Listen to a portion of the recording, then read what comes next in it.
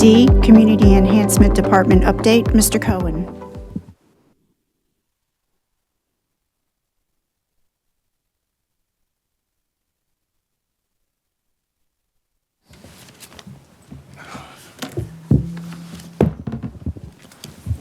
Good afternoon, members of the board, Dr. Casey.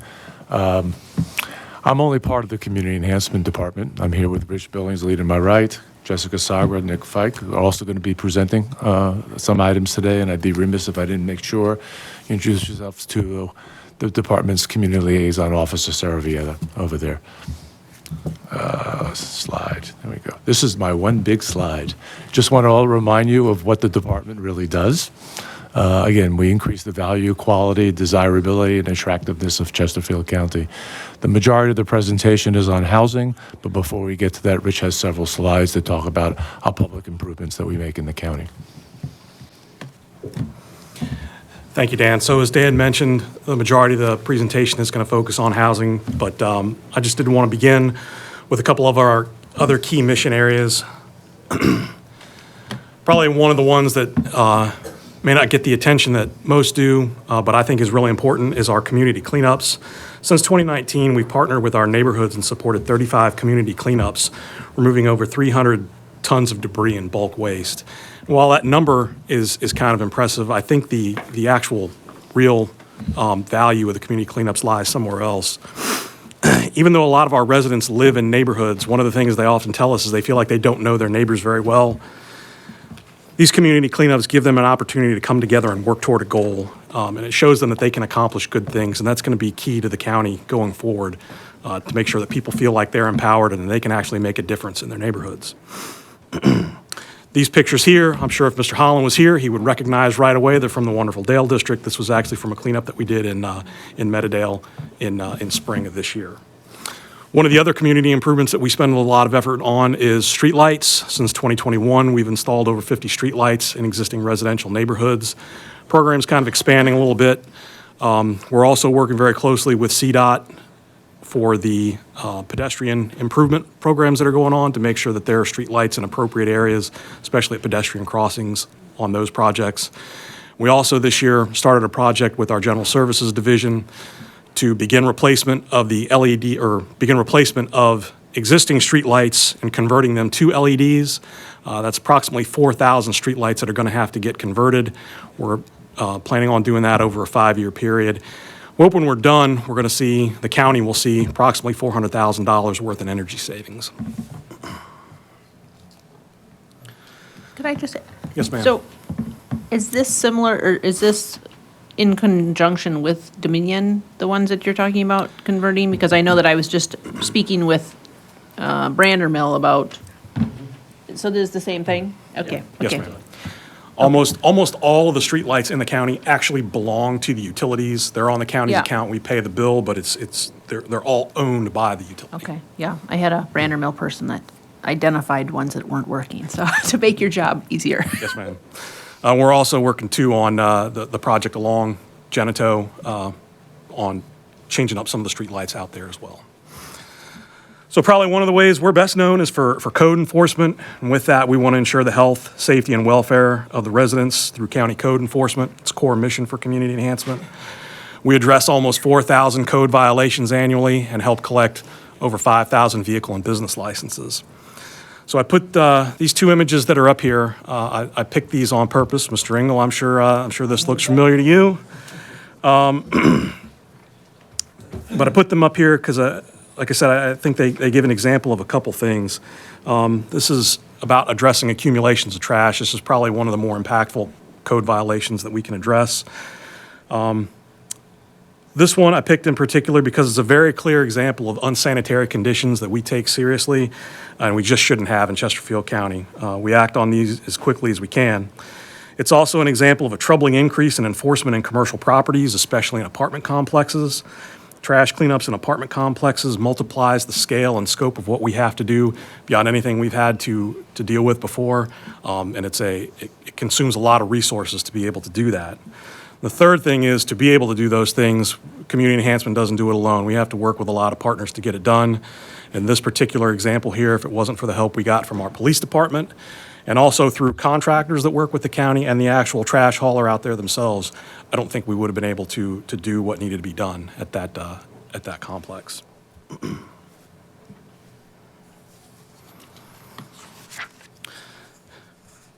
And then referencing back to our mission statement, Dan talked about improving quality and attractiveness.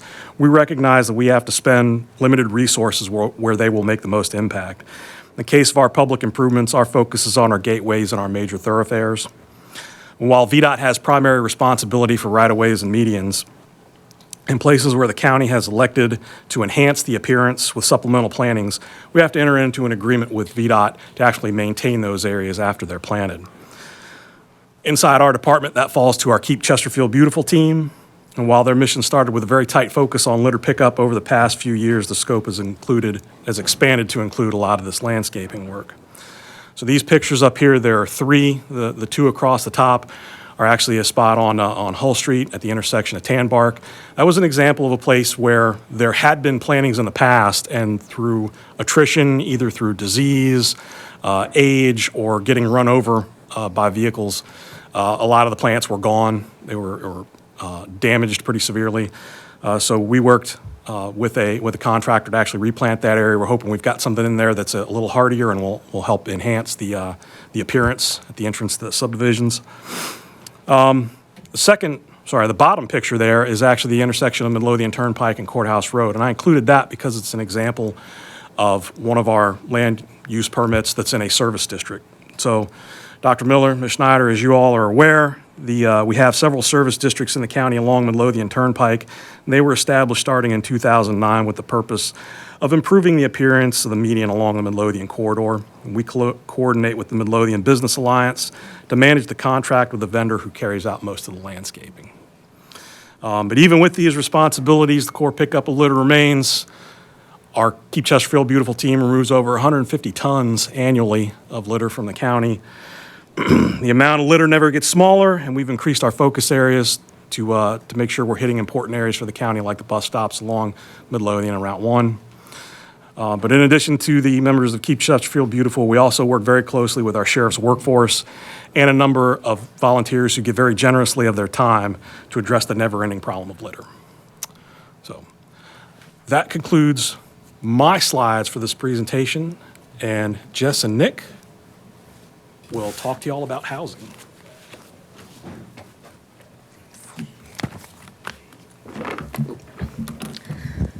Good afternoon, everyone. Thanks for having us today. So I'm Jessica Sagra. I believe I've had the pleasure of meeting all of you in the past. So the slide that's up there is all about the consolidated plan, and I know I've talked to you a couple times already about that, so won't go into too many details, but just wanted to give a quick update. And as a reminder, the consolidated plan is the document that describes the county's 5-year goals related to affordable housing, neighborhood infrastructure, crisis and public services, and other community-based needs, and essentially serves as a blueprint for how we plan to use our federal funds from HUD, so the CDBG and home grant funds that we receive each year. So we've been working with a consultant, Root Policy Research, who did the data analysis for the needs assessment and market analysis components of the plan. And right now, we're currently working on bringing all that together, combining it with the findings from the community survey that we put out. We got over 100 responses, which I know isn't a ton, but like that felt kind of good for us with getting engagement from residents. So we got some good data from, qualitative data from that side of it. We did some stakeholder engagement, a lot of it stakeholder engagement with other county departments and stakeholder nonprofits. So we're working on pulling it all together and putting together a full draft plan that should be ready by early March. At that time, we're also going to hold a third community meeting where we go over the full draft plan. The plan will be available on our website before that meeting, so residents and stakeholders can read through it and have any questions asked at that meeting. The date, I sometime in early March, but it'll be set and put out there with an advance notice. And on this slide, it's just a reminder of the draft goals that we have. We we wanted to be inclusive of everything that we can do with these funds, which includes housing and neighborhood infrastructure and public services, all of that. But we all definitely are prioritizing those first two goals, which are promoting housing stability and creating new housing, affordable housing options in the county. And a section of the consolidated plan is what's called the annual action plan. That's where we describe our actual specific projects and programs that we're recommending for funding next year. So that is also underway. We're reviewing applications that were received for next fiscal year, FY26. And as with every year, it's been a very competitive process, especially for the public service component of CDBG, which is limited to 15% of our total allocation, so only about $240,000, and we received about $480,000 worth of requests in that area. So we're working with, like we have the last few years, we're coordinating with social services and mental health staff to make recommendations to ensure we're being as efficient as possible and as helpful and as possible with those resources that we have. We also received about 1.4 million combined in CDBG and home requests for housing or public facilities. Mostly for the decent chunk of that was for home repair programs and single family development. No applications were received this year for funding for affordable multifamily development. So more information will come out on this as we make our funding recommendations, as we host that public meeting, and that will all be part of the county budget approval cycle as well. So just a little update, just to go over a few of the housing-related projects that we've worked on the last year or few years that were federally funded. So a big priority has always been affordable housing development and multifamily. We've had a few projects over the last few years with the organization Better Housing Coalition. It's been a priority to partner with them and kind of leverage our funds to help make their projects successful. So a good example of that is the recently completed Winchester Forest development on the Route 1 corridor in the Bellwood area. There's 160 units that are affordable to residents making about 60% area median income or below. And so that was $300,000 of CDBG went into that project. And then Horner Run Apartments, located in a different area of the county, Route 360 and Genito Road area. That's 49 units. They'll be available for leasing later in spring 2025. And we're contributing $150,000 in CDBG. And this project also leveraged the ARPA dollars. So it's $250,000 in ARPA. And that project also has 8 units set aside for individuals with disabilities through the Community Services Board. So that's a successful project where we partnered with different agencies and brought a lot of different funding sources together. So this is just to show how we contribute pretty much a small amount of our federal funding and to make these projects work, kind of like gap financing, right? Those are $18 million projects, and we contribute $300,000, but it really helps to make the project work. We also focus a lot on affordable single-family development, so for home ownership. This project here up on the screen is an example of a Habitat for Humanity home that was constructed down in Ettrick and completed last year. It's on Main Street down in Ettrick. And it was, we contributed $75,000 in home funds, and they were able to sell the home for $205,000 to a homeowner making 80% area median income. And they are also working on 2 other homes, one in Ettrick one on Main Street right across the street from this one, and another one in the Bensley area. They'll both be new construction, similar models to this. We're contributing about $75,000, and the house should be sold in that price range of $200,000 to $250,000 for a low, moderate income household. And then there's a third project underway from Project Homes. They're working on a new construction home in Ettrick on Toddy Street. So there's a lot, more than usual this year going on at the same time. So that's exciting with the single-family home ownership. These homeowners will also utilize down payment assistance through the Housing Opportunities Made Equal program that we have federal funding in as well. So that helps to make the purchase even more affordable for these buyers. We continue to focus a lot on home repair as well, as we have a big, large housing stock of aging housing throughout the county that is in need of repair. A lot of seniors who are aging in place on fixed incomes in need of accessibility-related repairs or just general help with home maintenance. Over the last 2 years, we served close to 140 households in these programs, and that is between the 3 nonprofits that we work with, Project Homes, Habitat for Humanity, and Rebuilding Together.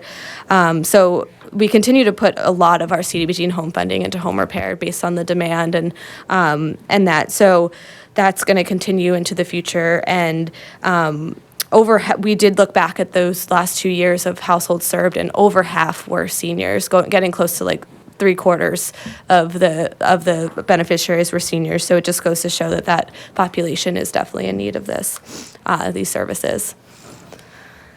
And lastly, I have an update on our home ARP funding. So as a reminder, this was the funding that was provided to the county a few years ago as part of the American Rescue Plan, but was provided to us through the home program through HUD. But instead of being specifically just for housing for low and moderate income households, it's housing more specifically for vulnerable populations like those experiencing homelessness. So together with Henrico and the city, we did a needs assessment and did a whole home ARP allocation plan that basically said permanent supportive housing, so deeply affordable housing with on-site supportive services is the biggest need in the region when it comes to serving these vulnerable populations. So we put out an RFP last summer, got a few different applications, and after evaluating them with Richmond and Henrico, decided to award our funding to SupportWorks Housing, which is formerly Virginia Supportive Housing, to do their project Rady Street Apartments, which is going to be located in Henrico, kind of on the city Henrico line. And they will have 82 units of permanent supportive housing with on-site supportive services. Currently, homeless individuals will be prioritized for the units, and the referral process will be managed through the GRCOC's coordinated entry system. We do have until 2030 to spend these funds, and SupportWorks is planning to apply for LIHTC in March, so we're still moving forward with making sure the project moves forward accordingly, but all is looking good. We're working with the city and with Henrico. As you can see, a total of $8.7 million of funds. Home ARP is going to go in there, $1.8 million of our funding, and as of now, the projected construction start date is like sometime in May, close to May 2026, but subject to change at this point. So up on the screen is an example of a SupportWorks housing project. That's the Cool Lane Apartments that opened up, I think it was over the summer. So just to show you kind of like what this type of product could look like, right? It's a nice size apartment with kitchen and all of the amenities and all that. So we're looking forward to this project. We think it's a great coordination with the region, and we'll keep everyone in the loop. Do we have a number of units that are dedicated to Chesterfield through our contribution, or is it on a first come, first serve? That's a good question. It is a first come, first serve basis because it's just through the GRCOC, the Greater Richmond Continuum of Care's coordinated entry system, which everyone in the region utilizes and has access to. We will we will track, I think, like where their last permanent address was and kind of get a sense of usage. But we because of the way the federal funding works, we really can't dedicate a certain number of units to based on where they're coming from. Any other questions? No question, just this project is, I went to go visit this project, and I think it's. Cooling. Yeah, it's a great example of they took an old building there, but, and converted it, but I mean, there's supportive housing, or staff there to help with counseling and medical, and it's just, I think it's just a really great project, so. I just want to say that on Rady Street, SupportWorks already owns the site, by the way, so there's no issue with respect to the site. Hello, board. I believe I'm the last person, so I'll try to keep it quick. if you recall, at the beginning of the pandemic, we received a fair amount of money from the federal government, and a portion of that was set aside for affordable housing and housing support activities. This table just shows you what we put into physical new units. It's kind of a grab bag of different things. We have both mobile manufactured housing, we have rental housing, we have some for sale units. And this, again, is just gap financing. A lot of this money helped people deal with construction, inflation-related overages. And our money kind of, in the case of Marine Estates, got a project going in terms of the first unit in, infrastructure, things like that. In an example like Watermark Gardens, it ended up helping a project finish. And, in Ettrick Landing, it just kind of was part of getting it all put together. So up there we have, manufactured housing, we have senior housing, we have for sale homeownership opportunities. So there is a wide range of things we were able to do with this. And this works out to, it's less than $8,000 a unit, but, en masse, it aided and kind of kept things going.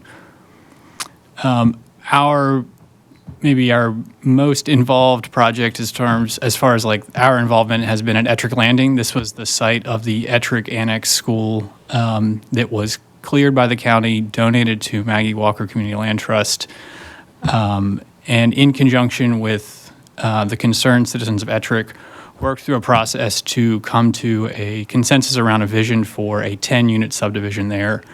The homes are mostly done, and I'll get to that in a second. But just so you have some sense of this, it started not in 2019, it started before that with kind of the school being end of life and thinking about what to do with it. But it took about 5 years to finish this. And Jonathan Rideau, who is the local chair of the Richmond Home Builders, will tell you it takes about 5 years from thinking about something to like when we get it finished. So obviously they produce more than 10 units per project, but it kind of is par for the course in terms of private sector. So this is from the inside of the site, and if I thought about this, I might have given you an overhead, but it's a cul-de-sac, and we are almost done here. We've got 7 of the units have sold. The sale price is $160,000. Home buyers also get some down payment assistance depending on what they bring. That number changes. But these homes are very affordable. They are affordable for a homeowner that's making, a household making like 60% of the median income. We've got teachers that have bought homes there. We've got a family that's lived there a long time. So there are people who really love Ettrick are calling it home now in these really nice units. We've got 1 unit left to trim out and 1 unit to get out of the ground, the last permit. Now we've got the road paved. The walking trail is up. There is a nice long straight fence. If you want to see one huge fence, there's a nice fence between neighboring property owners. Then we'll be done, and we'll be planning a ribbon cutting ceremony here for the spring. 7 of the homes are on grade, which means there's no issue if you were to be in a walker or wheelchair and any accessibility issues. All the homes are 3-bedroom, 2-bath. They're well insulated and air sealed, tile, hardwood, solid hardwood floors in them. So these homes are built to endure and be resold and just keep up with the demands of a house. Here you can see we raised a lot of money, and by we, I mean Mr. Cohen here passed the hat to a lot of people and was able to, fill in the gaps where we had them in this project. The county also provided the land, and site control is huge in getting something going, so that's a real critical part. But it still is expensive. It's expensive to do a small subdivision. Infrastructure and utilities were a huge expense. I think initially we were hoping for twice as many units and some density to kind of drive that number down. But, for sale, single family on Greenfield is expensive, and you need economies of scale or a lot of money to do it. But so we're very grateful to all the partners that kicked in. You got the state, 2 different planning district commissions, our funding from 2 different federal sources. And you can see the bulk of it went to infrastructure and home construction. You may know this project won Best Housing Project at the Governor's Housing Conference last year. So always nice to stand in front of a giant ballroom of people and get some recognition for a project. There's a lot of thank yous there.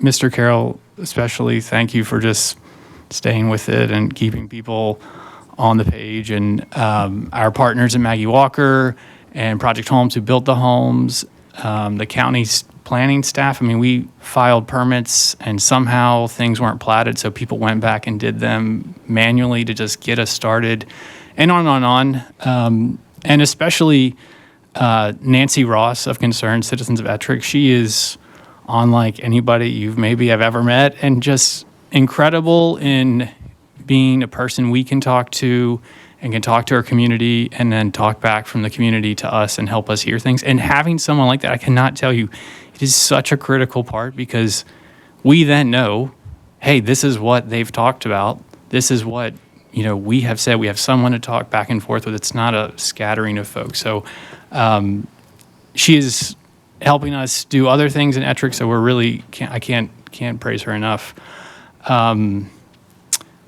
The other bulk of what we have for ARPA money in that housing fund, we have used for some housing services, everything from housing for victims of domestic violence to a program we did something similar of during the pandemic with rental assistance funding, where families who are homeless, we are helping them find secure housing again. So if you find yourself in that role, what's the path out of that?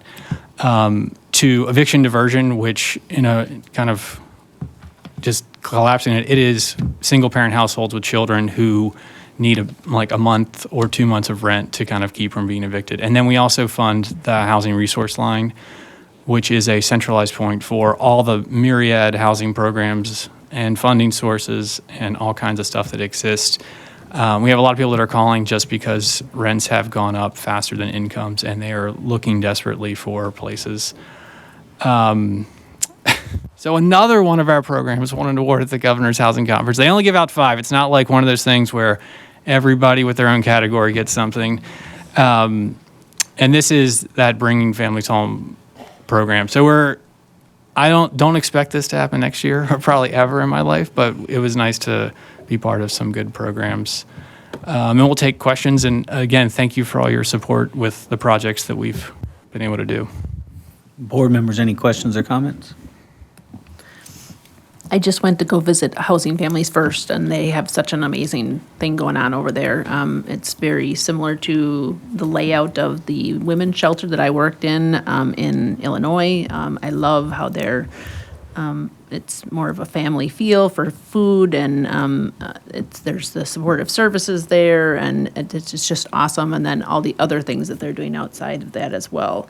I thought it was the very Hilliard House in Henrico? Yes. Yeah. As well as, they said that they have like 6 townhomes that they place people in as well. I was thinking maybe we could do something over here with that, but so yes, I just think that they're doing awesome work, and in such it's a small but mighty crew. So I think it's awesome. Yeah. So yeah, thank you so much. Mr. Chair.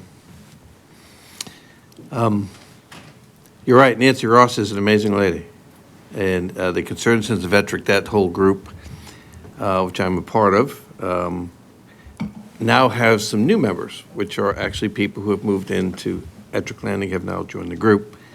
I think that what this presentation shows is that affordable housing is a topic that is not as easy to solve as everybody thinks it is. Actually, it's a very difficult topic to solve. This was a great project, first of its kind, actually, I think, in the United States. And hopefully it could serve as a model that it works. I was in these houses when they were building them, very well built. Quality materials, quality construction. The contractors and subs that we had doing the work did an excellent job. And so those people are getting a really nice neighborhood to live in. And we don't get a lot of new construction in this part of the county, in Ettrick. We have plenty in western Matoka, but when you go on the eastern side of Matoka, it's not so much. And so if anybody's watching this at home and you're not a member of the Concerned Citizens of Ettrick, you should consider joining. It's a great organization, and they're always trying to find another way that they can help the community, not just in this types, but many, many, many ways. So great job on all of these different projects that you just presented to us today, but keep up the great work. I want to thank you again for your presentation, Mr. Cohen. You have some great talent that works for you in multiple areas. Some of them, really all of those areas, are difficult areas to tackle.